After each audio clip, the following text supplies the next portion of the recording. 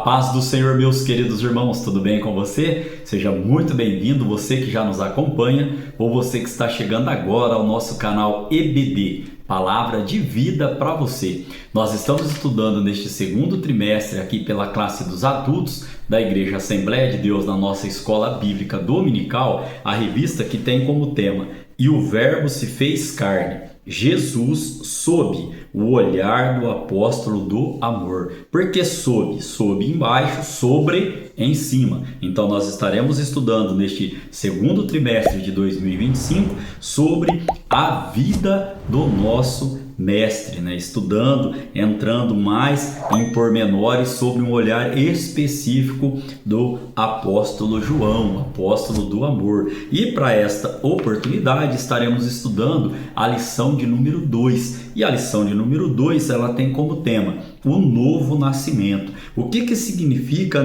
esse novo nascimento? Já gostaria aqui de trazer, uma referência bíblica aos irmãos, que se encontra lá na 1 de João, capítulo 3, no versículo de número 9, que vai nos dizer que qualquer que é nascido de Deus não comete pecado, porque a sua semente permanece nele e não pode pecar, porque é nascido de Deus. Então é neste sentido que nós estaremos estudando a lição de hoje, no sentido do quê? De transformação do nosso modo de pensar, nosso modo de agir, nosso modo de viver de uma maneira geral, amém? Nós temos como texto áureo para a lição de hoje, João capítulo 3, no versículo de número 3, que diz assim: Jesus respondeu e disse-lhe: na verdade te digo, que aquele que não nascer de novo não pode ver o reino de Deus. E a nossa verdade prática, ela vem dizendo, o novo nascimento é o modo bíblico de transformação radical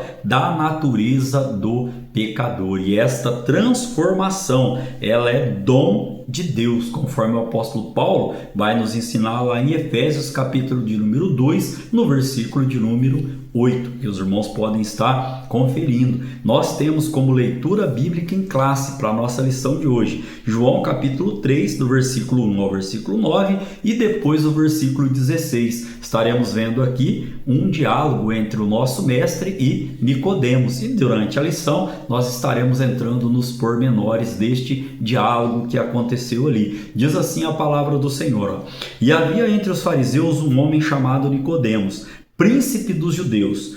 Este foi ter de noite com Jesus e disse-lhe: Rabi, bem sabemos que és mestre vindo de Deus, porque ninguém pode fazer estes sinais que tu fazes se de Deus não for com ele, se Deus não for com ele. Olha o verso de número 3. Jesus respondeu-lhe, é o nosso texto áureo aqui, na verdade te digo, que aquele que não nascer de novo não pode ver o reino de Deus. Olha o verso 4. Disse-lhe Nicodemos: como pode um homem nascer de novo, nascer sendo velho?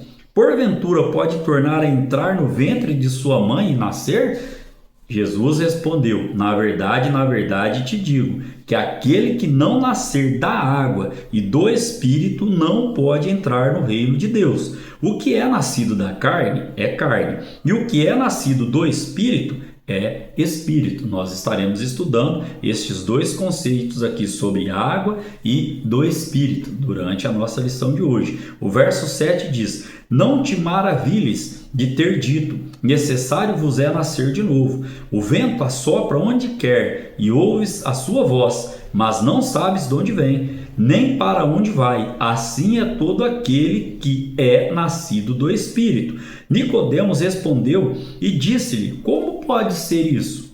Verso 16. Texto áureo, na minha opinião, o texto áureo da palavra, da Bíblia, da palavra de Deus. Porque Deus amou o mundo de tal maneira que deu seu Filho unigênito, para que todo aquele que nele crê não pereça, mas tenha a vida eterna. Amém? Nós temos 3 objetivos para estarmos estudando na lição de hoje. O primeiro objetivo: relatar a conversa entre Jesus e Nicodemos. Segundo objetivo: examinar a doutrina, ou seja, o ensino da regeneração. E o terceiro objetivo: elencar, ou seja, numerar os meios da obra regeneradora. Amém? Nós temos como parte motivacional para a nossa lição de hoje: a obra de regeneração constitui a fundamentação de toda a ética cristã, servindo como ponto de referência para uma nova forma, como disse aos irmãos,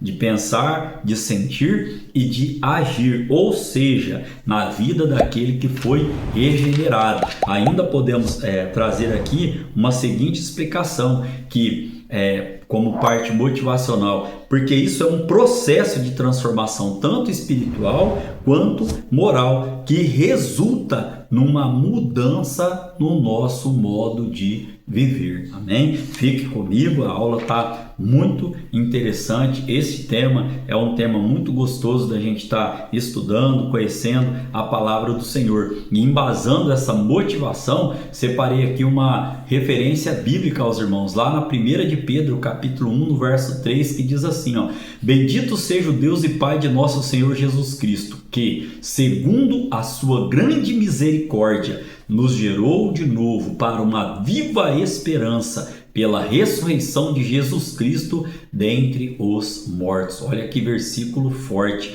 Bendito, ou seja, bendito seja o Deus e Pai de nosso Senhor Jesus Cristo, que segundo a sua grande misericórdia, ou seja, é dom de Deus nós termos sido regenerados através do Filho, e é dádiva, é graça, ou seja, presente e merecido da parte do nosso Deus. Amém? Caminhando aqui então, irmãos, para a nossa parte de introdução da nossa lição de hoje, nós veremos na lição de hoje a respeito da doutrina da regeneração. Também estaremos estudando aqui sobre, sucintamente, né, sobre Nicodemos. Estaremos trazendo aqui também aos irmãos algumas perguntas referentes à nossa lição, como novidade, como citei na primeira aula. Então aqui também a palavra-chave, né, da nossa lição de hoje, regeneração. Temos uma referência bíblica para estarmos abordando este assunto. Então nesta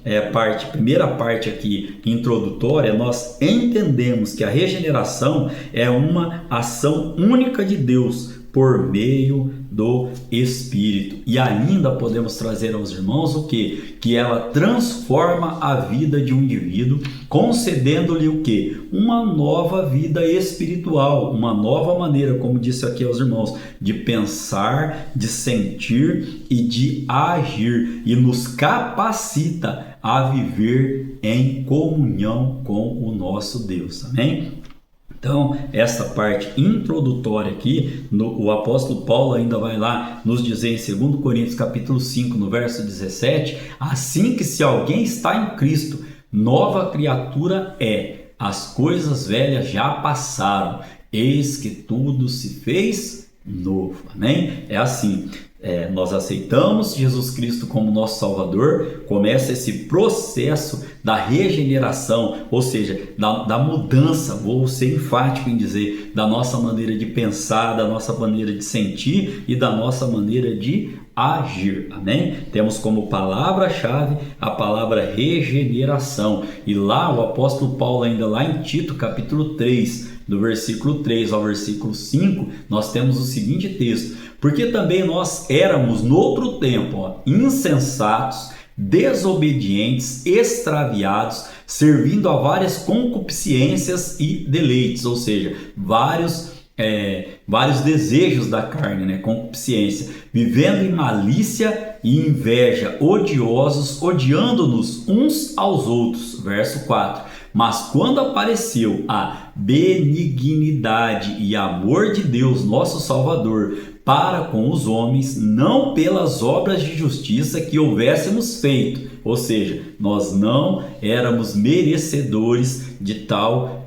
ação única da parte de Deus, mas segundo a sua misericórdia, como nós já lemos, nos salvou pela lavagem da regeneração e da renovação do Espírito Santo. Esse Deus é um Deus bondoso, sim ou não? Né? Comente aqui neste vídeo o que você acha. Nosso Deus é um Deus de misericórdia, um Deus misericordioso, sim ou não? né? É lógico que a resposta só pode ser sim. Nós não éramos merecedores, né, de tal feito, né, de Jesus Cristo por nós, mas fomos alcançados pela sua graça, né? Na lição de hoje, irmãos, nós estaremos estudando 3 tópicos. O primeiro, Jesus e Nicodemos. O segundo tópico, nós vamos estar estudando aqui o novo nascimento, a obra de regeneração. E como terceiro tópico, os meios da obra regeneradora, né? Como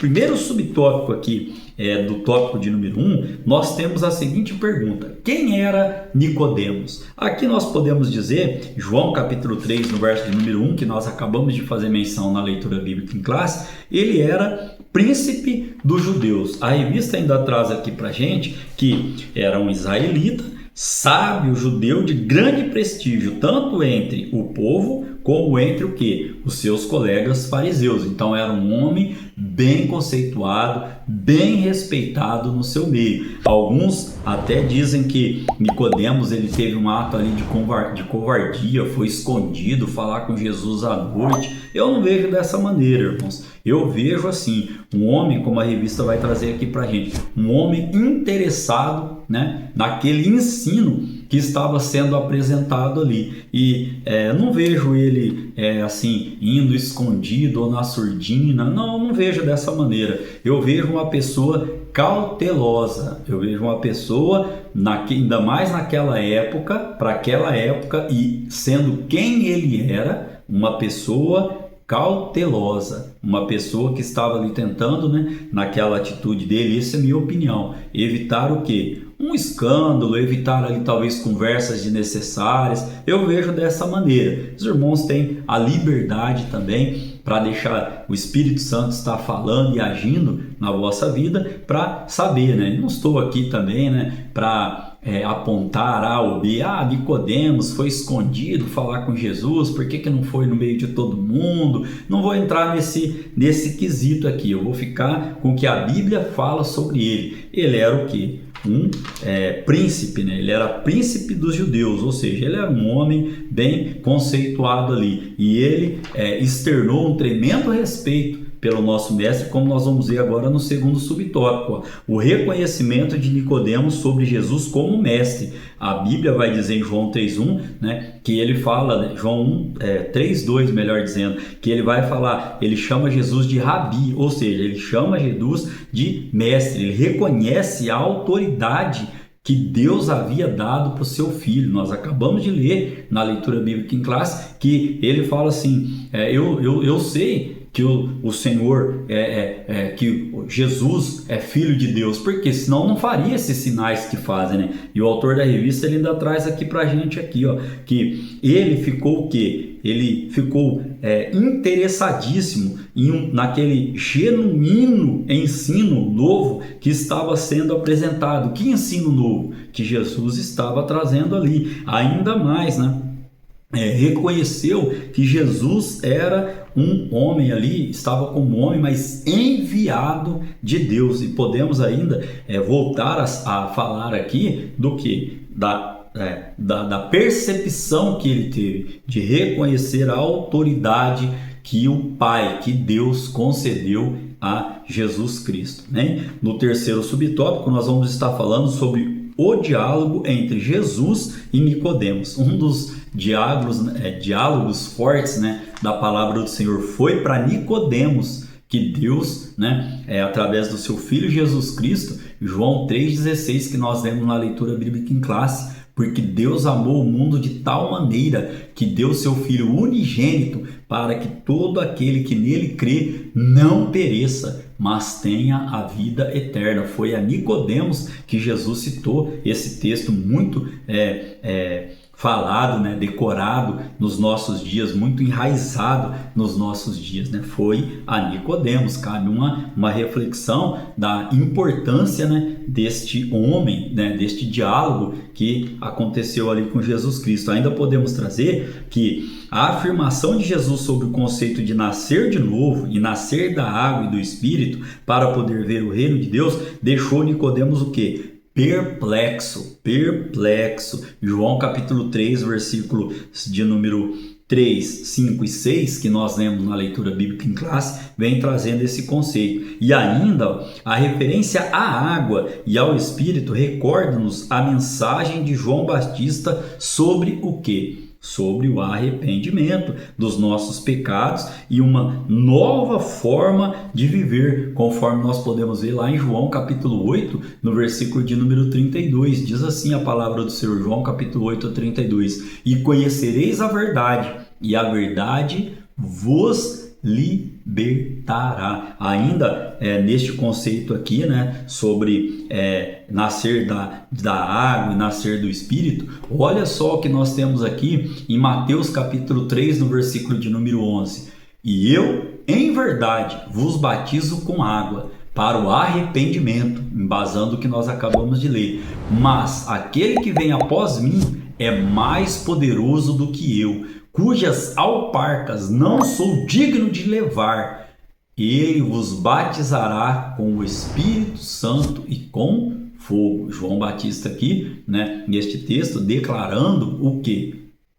Jesus Cristo, que viria após ele, né, e nos batizaria com o Espírito Santo e também com fogo. Amém? Podemos ainda trazer aqui neste contexto o resumo deste tópico de número 1. E o resumo diz assim, ó: a conversa entre Jesus e Nicodemos demonstra a procura genuína pela verdade de um líder judaico. E aqui nós podemos, né, trazer aos irmãos aqui o nosso quiz, né? Temos duas perguntas para esta parte introdutória, para este tópico de número 1. E a primeira pergunta que nós temos aqui aos irmãos desta segunda lição que estamos estudando aqui nesta oportunidade, ela diz assim: quem era Nicodemos? Nós citamos aqui na revista João capítulo 3, no versículo de número 1, e também podemos dizer que ele era um homem sábio de grande prestígio, tanto entre o povo, né, como com os seus colegas fariseus. A segunda questão que temos aqui é que a afirmação de Jesus deixou Nicodemos perplexo. A afirmação sobre o conceito de nascer de novo e de nascer da água e do Espírito para poder ver o reino de Deus. Isso deixou, como nós acabamos de estudar aqui, Nicodemos perplexo. Tanto é que ele pergunta, né, ao Senhor: como pode um homem já sendo velho nascer de novo? Ele estava maravilhado com aquele ensino que Jesus estava trazendo ali, né? Caminhando para o tópico de número 2, estaremos estudando o novo nascimento, a obra regeneradora. Aqui também, logo após o resumo, temos algumas questões a trazer aqui aos irmãos. O primeiro subtópico diz assim: o novo nascimento. Aqui vamos estudar um dos primeiros conceitos sobre regeneração. Olha só, a regeneração é um conceito utilizado na teologia, especialmente na soteriologia, que é a doutrina, né, o ensino sobre a salvação, para descrever o ato divino de transformação interior do pecador, ou seja, de dentro para fora e não de fora para dentro, amém? Então, neste conceito aqui ainda, é uma mudança realizada, como citei aqui aos irmãos e o autor da revista pontuou, pela graça. É uma ação única do nosso Deus e ocorre quando o pecador que possui uma natureza carnal, corrompida e caída em pecado, passa a ter uma nova natureza, agora purificada espiritualmente e restaurada. Olha o que Tiago vai nos ensinar lá em Tiago, capítulo de número 1, versos 18 ao verso 21. Segundo a sua vontade, ele nos gerou pela palavra da verdade, para que fôssemos como primícias das suas criaturas. Nós vamos voltar a falar sobre a palavra no terceiro tópico, sobre a Bíblia, sobre a palavra, qual a influência dela, né, na obra regeneradora na nossa vida. Verso 19 vem dizendo, ó: portanto, meus amados irmãos, todo homem seja pronto para ouvir, tardio para falar, tardio para se irar. Lembra lá? Muda, transforma o nosso modo de pensar, o nosso modo de agir e o nosso modo do que? Nós vemos lá no início da nossa aula. Modo de pensar, modo de sentir e modo de agir. É uma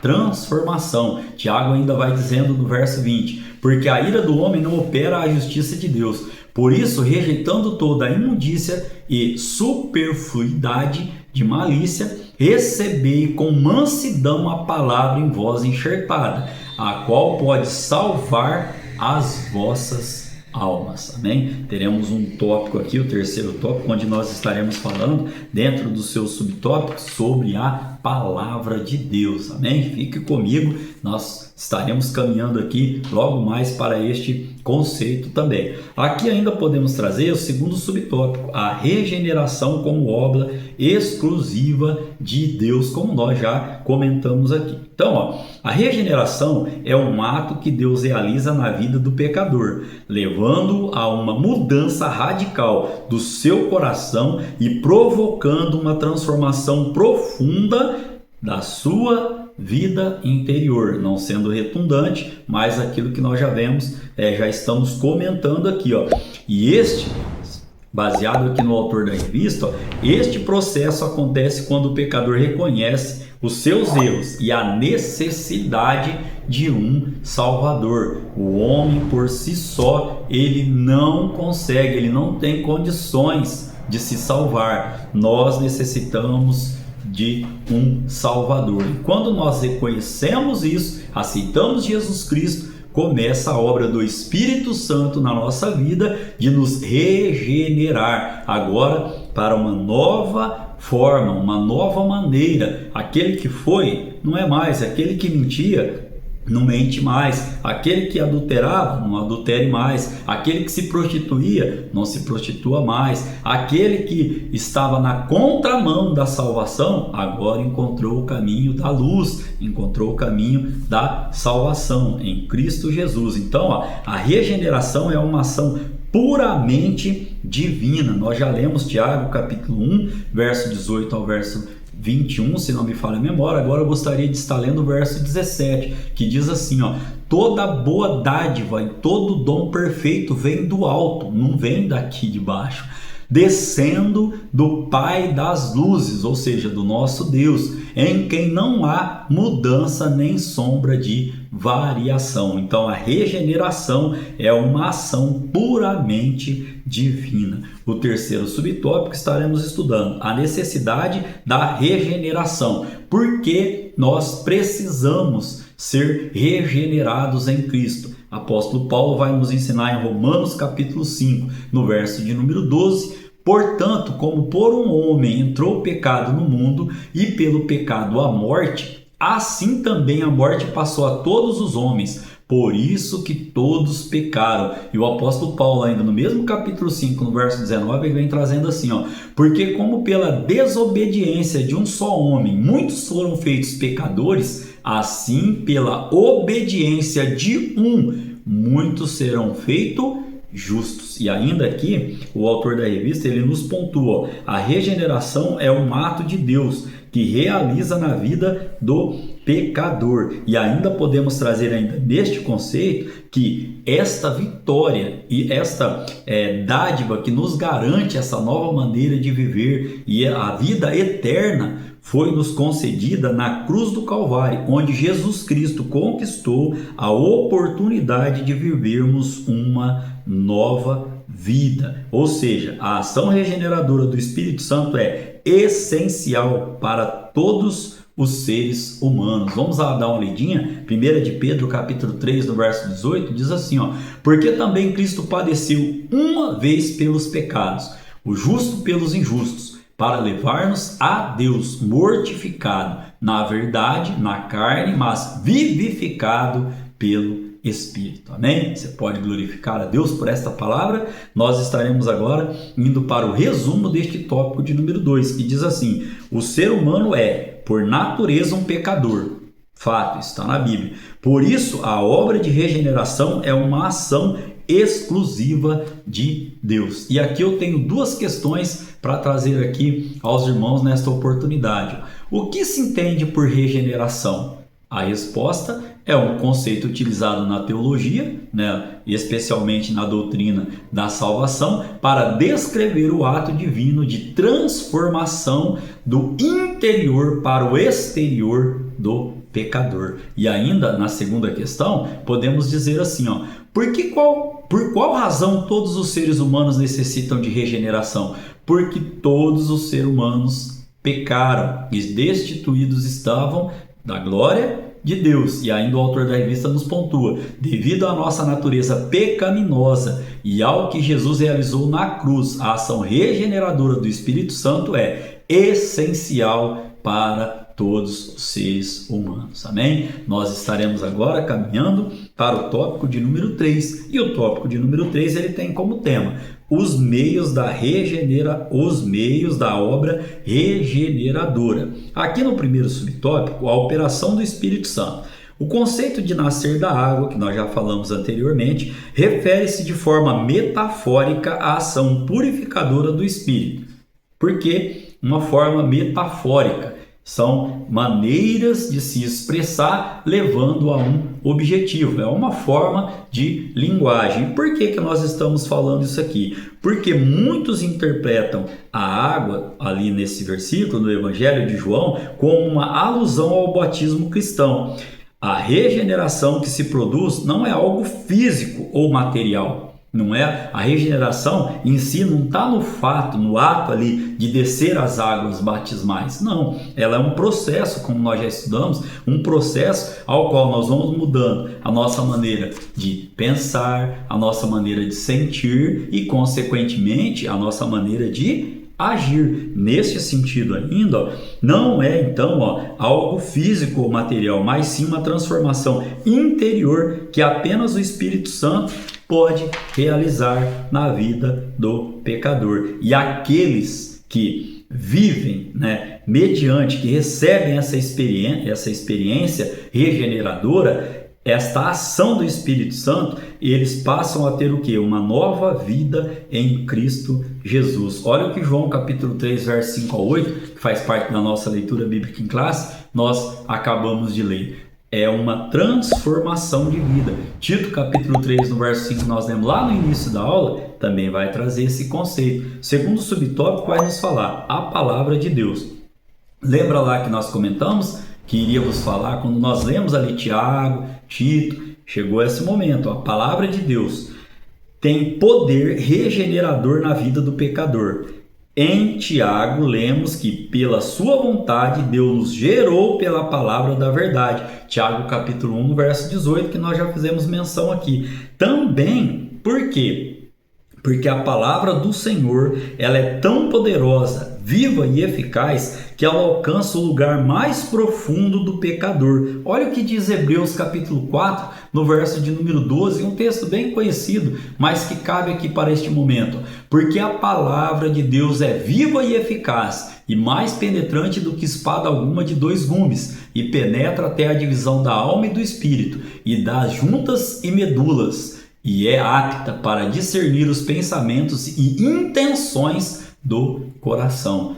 Tal poder, nós cremos, nós professamos e nós ensinamos que a Bíblia, ela não tem a palavra de Deus, ela é a palavra de Deus, ela não contém, não é como essa revista que nós estamos estudando, que tem alguns versículos aqui, tem algumas citações. Não, a Bíblia é o nosso manual de fé e conduta. A palavra do Senhor, ela é a boca de Deus falando aos nossos corações. Amém? E aqui ainda podemos trazer 1 de Pedro, capítulo 1, no versículo de número 23, sendo de novo gerados, não de semente corruptível, mas da incorruptível, pela palavra de Deus viva e que permanece para sempre. Toda a palavra, ela é inspirada pelo Espírito Santo de Deus. Amém? Nós temos aqui agora, então, caminhando aqui neste mesmo conceito aqui para o terceiro subtópico, a vontade soberana de Deus. Qual é a vontade de Deus para a nossa vida? O apóstolo Paulo, em Romanos, ele nos traz. Ela é boa, agradável e perfeita, nesta ordem crescente.